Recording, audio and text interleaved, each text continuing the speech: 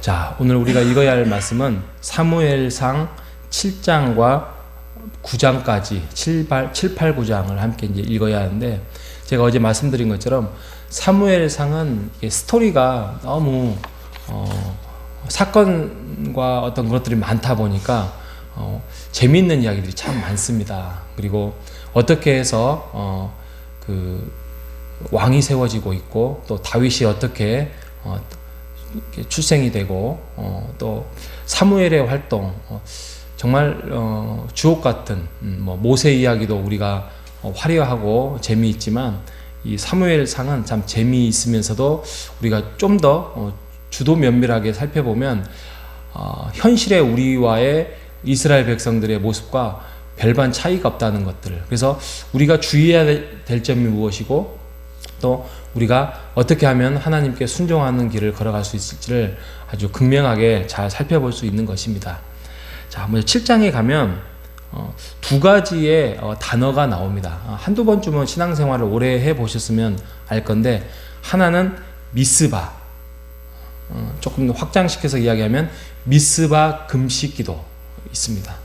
그리고 두 번째는 에베네셀, 이 두 단어가 나옵니다. 이게 무슨 뜻이냐면, 이제 그 언약궤가 20년, 정확하게 말하면 20년 7개월 만에 이 블레셋에게 뺏겼어요.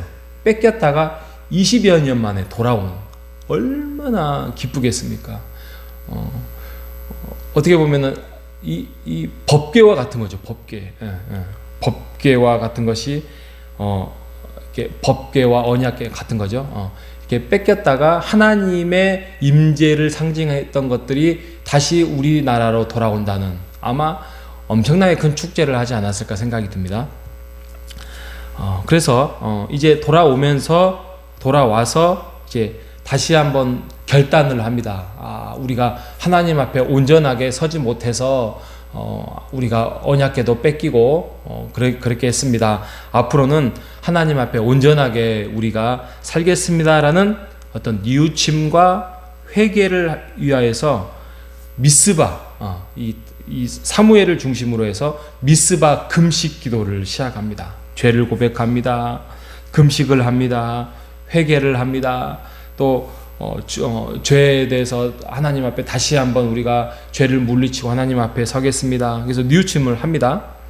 그리고 7장 7절에서부터 보면은 이제 전쟁을 다시 합니다. 블레셋과의 전쟁을 하면서 그 전쟁에서 큰 승리를 거둡니다. 우리가 하나님이 임재해서 다시 언약궤가 들어오고, 우리가 하나님 앞에 금식기도 하고, 또 하나님 앞에 회개하면서 온전하게 서니까 하나님께서 우리에게 승리를 가져오셨고 우리를 도우셨다라는 차원에서 돌을 하나 세우는데, 이 돌이 이제 에베네셀의 하나님이란 뜻이 되죠. 그래서 하나님께서 우리를 여기까지 인도해 주셨습니다. 이제 하나님이 우리와 함께 하시기를 원합니다. 하나님, 우리를 평화의 하나님께서 우리를 이끌어 주시기를 원합니다 라고 사건을 이렇게 전쟁의 사건을 마무리를 짓습니다. 자, 미스바 그리고 에베네셀, 굉장히 거룩하면서도 굉장히 하나님을 의지하는 모습들이 있습니다. 그런데 이게 자칫 잘못하면 문제가 될 수 있습니다. 자, 어떤 문제냐? 물론 금식, 기도, 또 기념비, 하나님을 의지하는 거, 이런 것들을 하지 말라는 이야기가 아닌데, 이게 자칫 잘못하면 종교적인 모습으로 끝나버릴 수가 있다는 거예요. 나의 뉘우침, 내가 기도 자리 지키는 거, 또 회개하는 거, 또 어떤 기념비적인 돌을 세우는 거, 이런 것들이 하나님과 동행하고 하나님을 의지하고 하나님과 교제하고 또 하나님의 뜻을 헤아리며 그렇게 해나가는 모습이 종교적으로 끝나버리고 나의 삶에 이게 실천이 되지 않으면 이거는 종교지, 종교. 그죠? 왜 그러냐면 바로 8장으로 딱 들어갑니다. 8장으로 들어가면 이게 이제 암시를 하는데 8장의 1절에 보면 이렇게 시작합니다. 사무엘이 늙음에 라고 시작됩니다. 사무엘이 늙으니까 이제 그 이스라엘 그 지도자 사사를 그의 아들이 맡습니다. 요엘과 아비야. 그런데 이 아들 둘이 이 선지자나 또 제사장이나 또 그 지도자의 사사의 역할을 아버지만큼 못하는 거예요.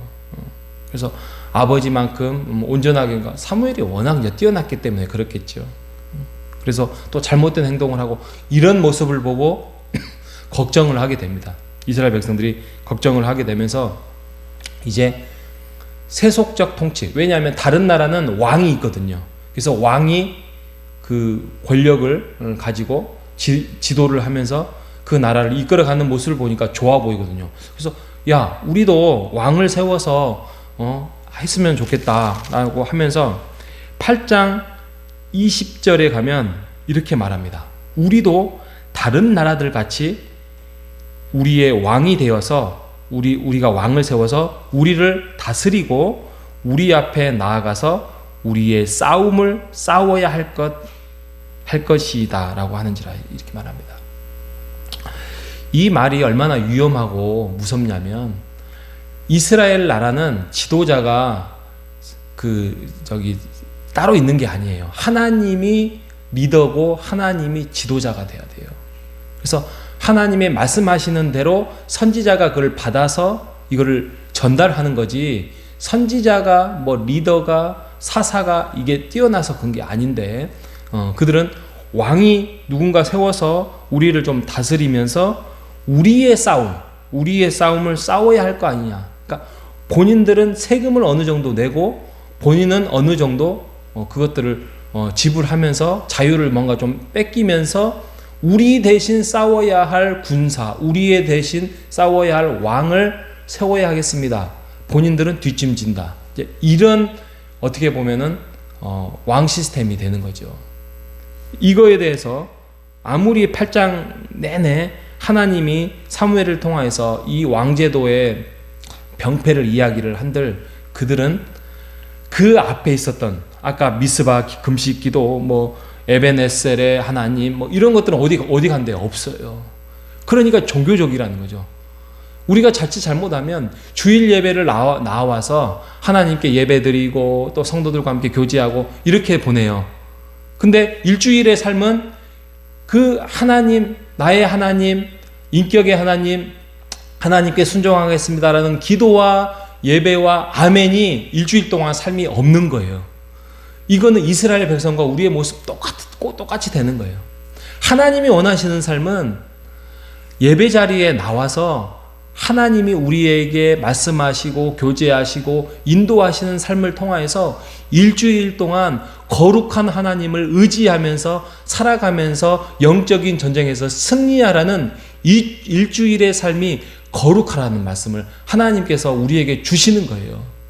그렇기 때문에 우리가 주일 예배 나와서 충전하고 잘못된 기도를 돌이키고 또 하나님의 말씀을 듣고 또 기도하며 회개할 건 회개하고 그렇게 해서 나머지 일주일 삶을 풍성하고 거짓이 없고 하나님의 은혜 가운데에서 다른 사람들에게 은혜를 베풀면서 살아가라는 그런 하나님의 명령 앞에 우리는 서 있는 것입니다.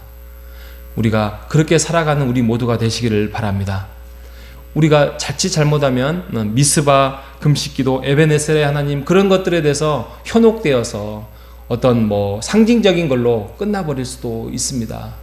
우리가 현실에 돌아와서 일주일의 삶을 풍성하게 하나님과 동행하면서 하나님이 말씀하시는 것에 대해서 순종할 것은 순종하고 또 버릴 것은 버리는 오늘 하루가 되시기를 바랍니다.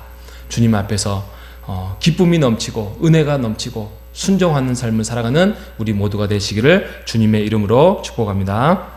하나님 아버지 감사합니다.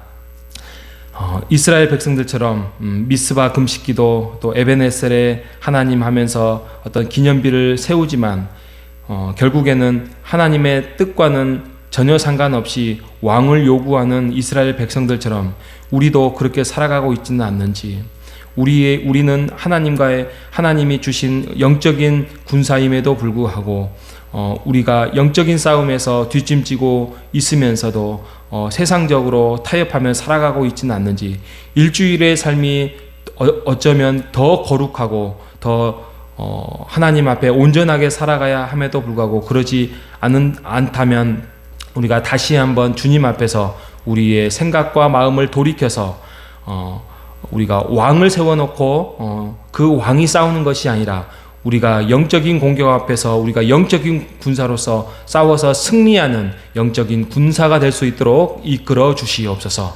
오늘 하루도 승리할 수 있도록 인도하여 주옵소서. 살아계신 예수님의 이름으로 기도합니다. 아멘. 하늘에